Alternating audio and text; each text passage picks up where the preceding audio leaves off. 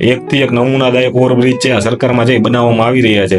ભોપાલમાં જે હમણાં એક નવો ઓવરબ્રિજ છે ધ્યાનમાં આવ્યો છે કે એ છે સર્પાકાર એસ આકારે જે ઓવરબ્રિજ બનાવ્યો છે. ઓવરબ્રિજની ડિઝાઇન છે એટલી ખતરનાક છે કે વાહનો છે ડિવાઈડર આવી રહ્યા છે ને અથડાઈ રહ્યા છે. હમણાં જે એક ફોર વ્હીલ તો છે પલટી મારી ગઈ હતી ને એક સ્કૂલ વાન છે એને પણ જે નુકસાન પહોંચ્યું છે. અને આ સરકાર છે કેટલું ધ્યાન આપી રહી છે કે ઓવરબ્રિજની ડિઝાઇન જ એવી હોય કે વાહન છે ડિવાઈડર ભટકાય જ આવી છે ડિઝાઇન બનાવવામાં આવી છે. ઓવરબ્રિજ છે બનાવવા જરૂરી છે. આ ઓવરબ્રિજ પણ છે 40 કરોડ રૂપિયાના ખર્ચે છે બનાવવામાં આવ્યો હતો અને ત્યાં જરૂર પણ છે ઓવરબ્રિજ બનાવવાની. પણ ઓવરબ્રિજની ડિઝાઇન તો એવી બનાવો કે જેથી છે વાહન ભટકાય નહીં. જરૂર છે એટલે મન ભાવે માડેધડ બનાવી નાખવાનો. એના કરતા છે કંઈક સારી ડિઝાઇનમાં બનાવો તો વધારે સારું.